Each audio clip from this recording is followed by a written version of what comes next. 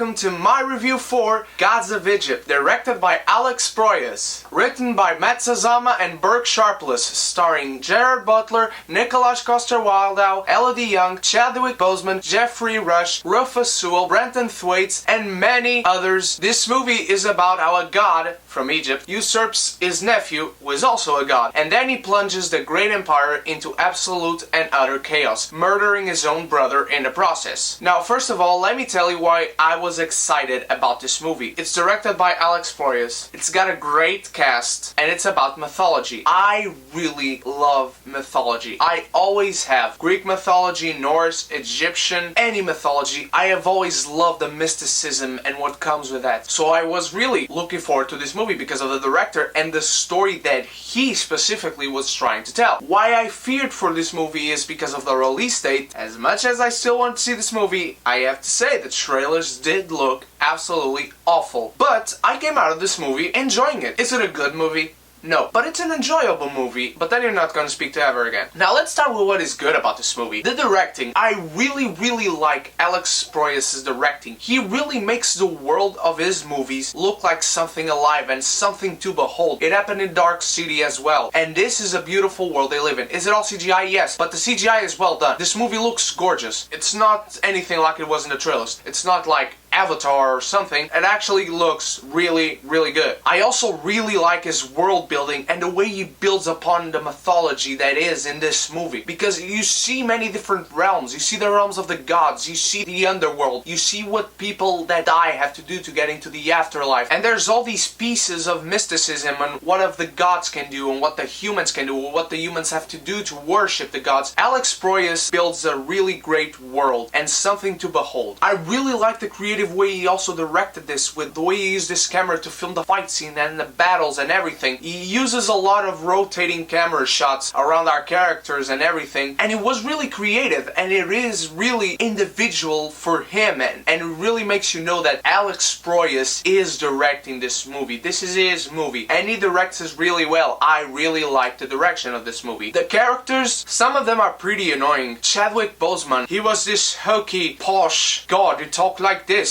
Everything he said was an exclamation. Basically, each single word he uttered was an exclamation. Now, Nicholas Coster-Waldau and Gerard Butler, these are the two standout performances in this movie. We already know these two guys are great actors. Gerard Butler plays a pretty good villain, and Nicholas Coster-Waldau, this isn't going to be the movie that proves that he's ready to carry on a franchise or anything like that, but he played a likable hero. He had some cliches that were pretty annoying about him, but it wasn't in his acting. It was actually one of the problems I'll speak to you in a little bit. Then Brenton Thwaites. He was not bad, but there was nothing to his character. You knew exactly where he was going to end up in the end of the movie. Jeffrey Rush, I really love Jeffrey Rush in this movie. He plays a very little part in this, but I really liked him. Rufus Sewell shows up in this movie and I was so happy, and I'm glad he was here. He was this mustache-twirling villain, but Rufus Sewell is so likable, and he played that mustache-twirling villain really well. I really liked him in this movie. Let's go to the what's bad about this movie and the writing. The biggest problem with this movie is that it builds so much and it doesn't pay half of it off. You have so many plotline starters, so many themes presented to you, and then this movie doesn't go beyond the surface. This movie is what you see. It could have presented some themes of what differentiates a human from a god since they live together. What makes a human have to worship a god, and how should a god look at that? You get a payoff of that, but you don't get it in the movie. You don't have that theme explored enough. Elodie Young is like this character that you don't really get a sense of her, but then they present you all this backstory from her all of a sudden, but then in the end you don't feel anything for her, and she's way too friendly with humans. This movie could have had so much weight and seems so dark, but it doesn't ever go well. I can't quite put my finger on it, but there's something in this movie that makes you feel like something's missing to make something weigh upon this movie. You don't feel for a second that our heroes are in real danger. Well, you feel it in one scene. Another thing I didn't like was these gods can't transform in all these magnificent beasts and monsters. Seth, played by Gerard Butler, and Horus, played by Nicholas Coster-Waldau, they transform into these like mechanized, armored up beasts. And some of the other gods, when they transform, they are like natural beasts, and it's never explained. Another thing I didn't like, Seth gets powered up, but then he just gets defeated like he normally would if he didn't get any upgrade powers. The end battle was just too easy. Jeffrey Rush's character, he plays Ra, the god of light, like the god of God, the Zeus to Egyptian mythology. And there's this thing where he gets killed. You see his body falling from the sky before the end battle of the movie. Then when the end battle ends in the movie, it was just too easy of a resolution. My friends, as I said before, you will have fun watching this movie. You will question a lot of things,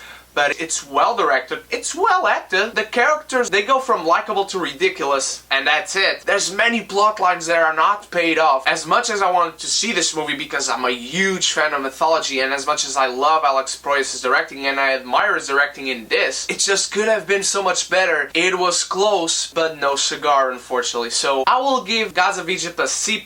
It's a good time, but not every time. Thank you so much for watching, guys. Remember to subscribe and to comment below what you thought of Gods of Egypt, and if you are going to see it, what you thought of my review. Go watch my previous videos. I just made a Q&A last Sunday. The day after tomorrow I'll have a review for 999, John Hillcoat's new movie. The day after that I'll have a review for Zootopia, and then I will have my review for Hail Caesar. Let me know which of these movies are you most looking forward to see. Subscribe for more reviews. Let me know which reviews are you most looking forward to see from me. Go watch my previous Q&A video. I'll see you guys later. Cheers.